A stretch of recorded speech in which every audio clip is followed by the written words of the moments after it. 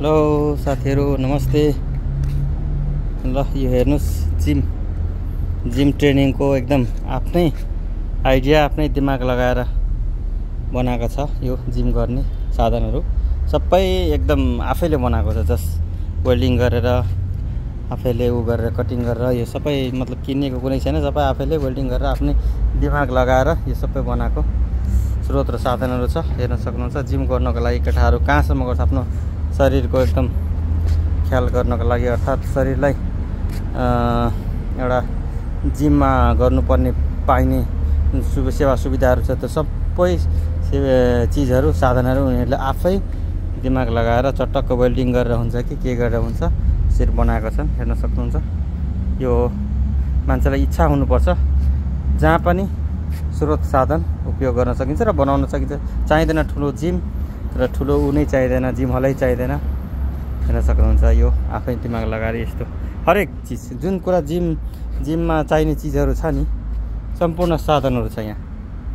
जिममा use हुने dumbbell देखि लिएर यो पुशिङ गर्ने पुलिङ गर्ने मेटेरियलहरु सबै छ। जति पनि जिममा गरिने चीजहरु यसरी बसेर सुतेर जुन एक्सरसाइज गरिन्छ यो सबै चीजहरु केटाहरुले आफ्नै स्रोत साधन साथै आफ्नो दिमाग लगाएर बनाएको छन्। हेर्न सक्नुहुन्छ। यो भनेको एउटा इच्छा शक्ति चाहिन्छ क्या मान्छेलाई।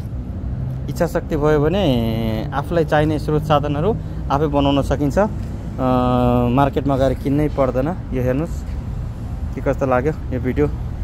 Like share comment गरिदिनुस्। यो हाम्रो अल्ब्लक कम्पनीको साथीहरुले यो बनाउनु भएको रहेछ सबै सामानहरु। अब जिम डम्बल उठाउनेदेखि लिएर हेर्न सक्नुहुन्छ। सानो डम्बल कति छ, 10 केजी 15 केजी 20 केजी को भए पनि ठुल्ठुलो छ, चलाइ नसक्ने पनि छ। र त्यसैगरी उ हेर्नुस् स्क्याप फोल्डिङ को पाइपहरु युज गरेर कसरी माथिबाट यसरी चट्ट बसेर पुल गर्ने सिस्टम पनि बनाएको रहेछ। हेर्नुस् यो सबै जुन जिम हलमा चाहिने चीजहरु छ सबै कुरा यो साथीहरुले आफै दिमाग लगाएर बनाएको छन्। हेर्न सक्नुहुन्छ। म अहिले त्यही कनिममा त्यही अल्ब्लक कम्पनीमा हाल कार्यरत छु। केही रेन्टमै आएको छु भनौँ न। अब यहाँनिर थुप्रै सामानहरु यसो देख्दाखेरि सानो भिडियो बनाउनु मन लाग्यो। मान्छेलाई इच्छा शक्ति चाहिन्छ, जहाँ जे पनि जस्तोसुकै चीज पनि बनाउन सकिन्छ। किन्नै पर्छ भन्ने छैन। आफ्नो दिमाग लगाएर पनि आफ्नो कलाको प्रयोग गरेर यस्तो चीजहरु बनाउन सकिन्छ साथीहरु। यति भन्दै यो भिडियोबाट म बिदा हुन चाहन्छु।